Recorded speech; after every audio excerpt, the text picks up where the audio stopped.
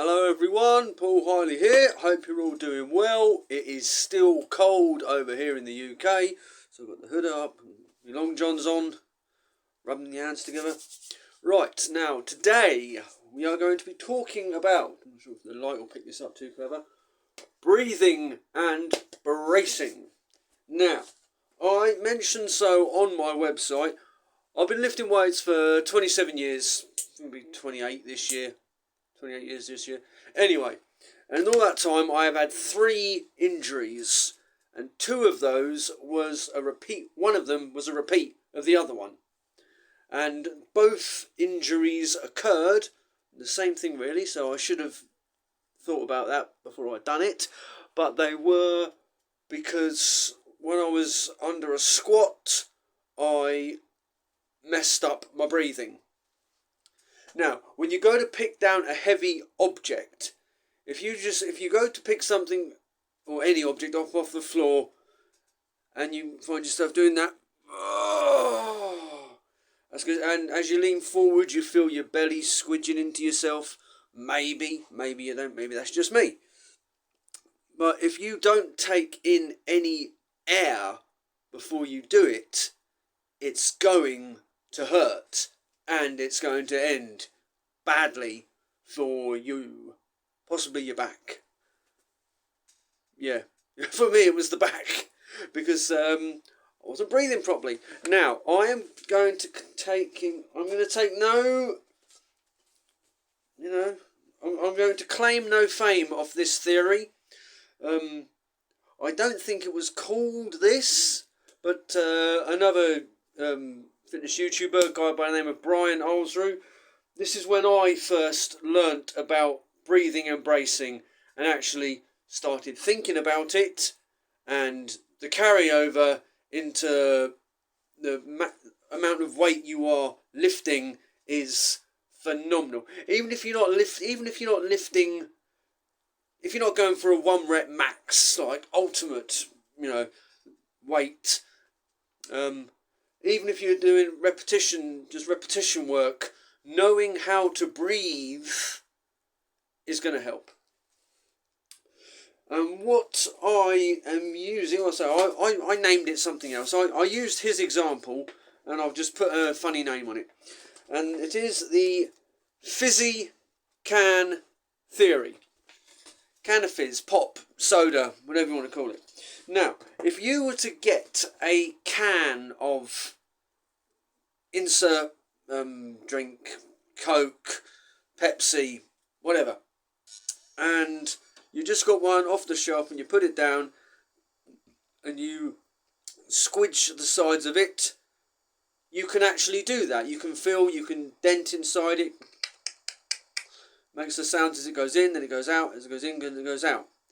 That is because the air is flowing freely among with all the fizz, the pop. Now, what happens when you shake a can of soda, can of pop, fizzy drink, whatever? Yes, exactly. It becomes solid.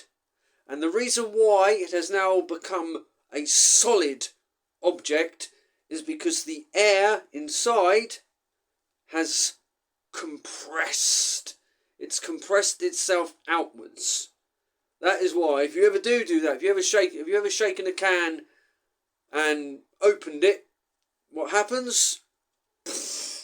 Explodes everywhere, because all of a sudden the air which inside all comes out in one long, explosion, essentially. So, if we look at your belly, now, if you put one hand on your belly and breathe, when someone says take a deep breath, how often do you go? Well, that's not properly a way of breathing at all. So put your hand on your belly and breathe in through your nose.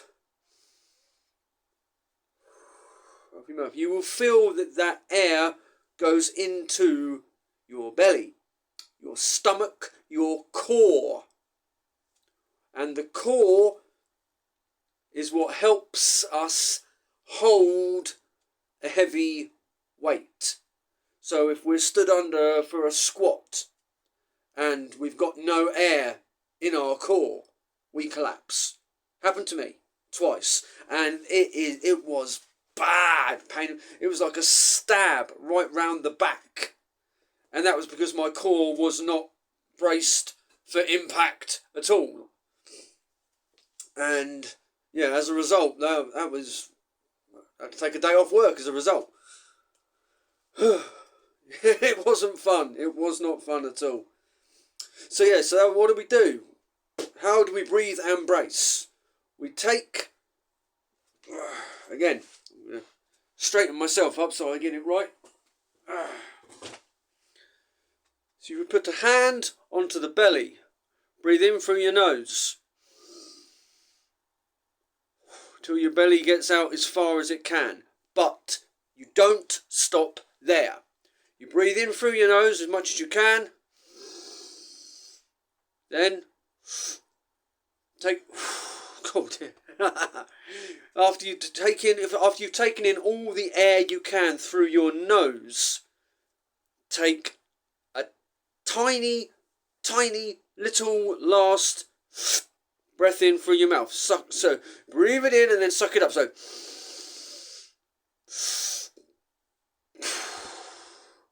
and if you are doing this right, you'll feel the air in your belly. Obviously, the initial breath in through the nose is what will push your belly out. And that's that second intake of breath, the gasp, if you like, for the breath, that should be, you want to be pushing out your obliques and your back fat, if you like. Essentially around the back there. So when you want it to get a proper brace, you don't want it just to be in your belly, you want it to be all around your core. So your entire core will feel this. Now, you might well be able to start building up around the obliques on the intake, on the initial the breathing in phase. Oh, I've got to do it myself again now.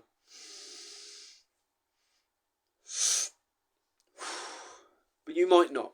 I tend to find when I breathe through the nose, that brings out the belly.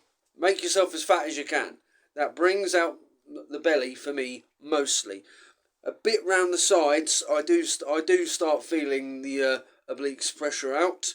But what really will puff me out is that last quick gasp. And it's just a quick gasp of breath because you're already full up.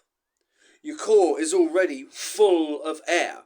You're just getting that last gasp of, you're just getting that last bit of air that you can get into your body, so before you go for your lift. Now this is probably mostly used for maximum lifts, for heavy lifts. But as I say, that's for the gasp anyway, for the last minute. Because you're only going to be able to retain that breath for a certain amount of time. So if you are using a lighter weight, and if you are repping out, say 5, 6, 8, 10, 15, 12, whatever counter reps, then obviously still focus on your breathing, because if you don't, you're going to hurt yourself. Your body needs to be strong to be able to lift whatever exercise you're doing. If your core is weak, your exercise will be weak. Your execution of the exercise will be weak.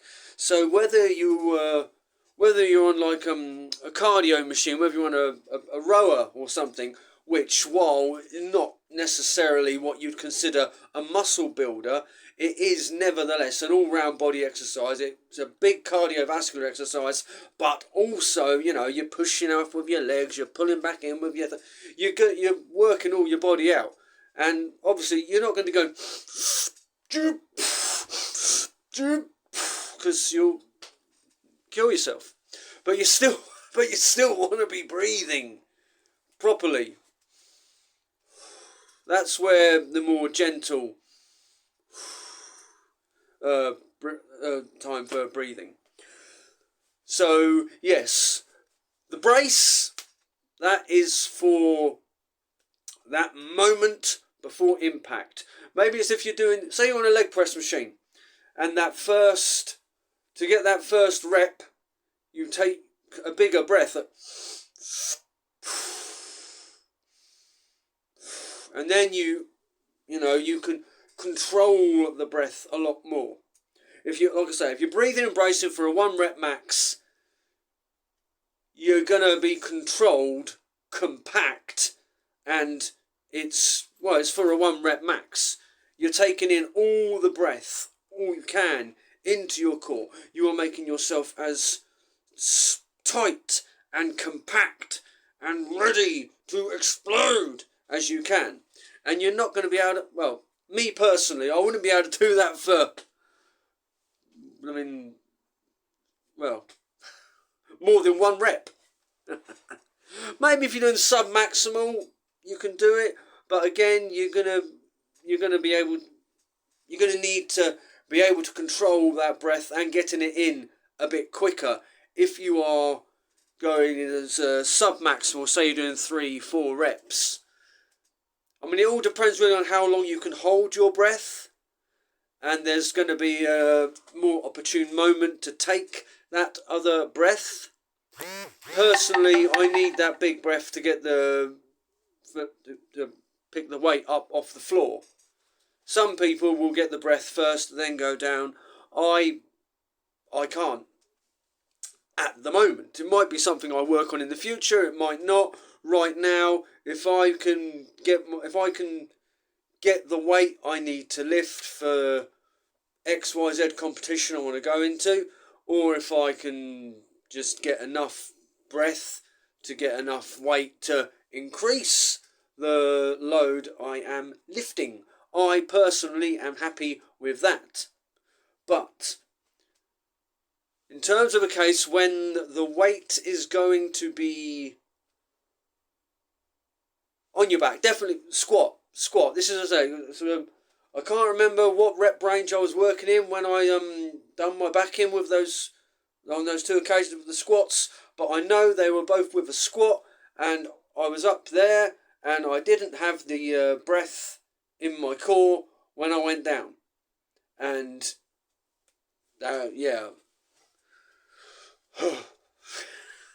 even the thought of it, the memories. So yeah, there we go. So that is breathing and bracing. Each lift will have a moment where you want to get, where it's time to get that second breath is more advantageous than the others. For example, an overhead press. A lot of people I've seen would say, if you want to get your second breath, get your second breath when you're up there, because down here your core is going to be potentially more compact. Up here there's more area for your body to get air into up there. All of this is depends on individual to individual. But as with, at the end of the day, with fitness, there are so many things that are the way to go, and so many ways that people can do it. It's just one of those things. But yes, the point of this video is breathing and bracing. Take a deep breath in through the into your belly. That extra gas, get all round your core, not just your belly. Your whole core is compact and full of air and ready to hoist the weight with you. So there we go. That's breathing and bracing. Well, excuse me. There'll be another video another time. Right now I seem to be managing to keep it to once a week. I'm going to try and keep that up. But obviously we can run out of things to say. But as you probably guessed, I won't run out of things to say. Okay, so here we go. If you've got any comments, any questions in regards to breathing and bracing, just drop a message in the comment section below. Like, subscribe. As I say, if you search breathing and bracing, there are loads of videos out there on them. This is just my 2 pence for what it's worth. And I'll leave you as I always leave you. Keep strong, keep happy and keep healthy. Ta-da.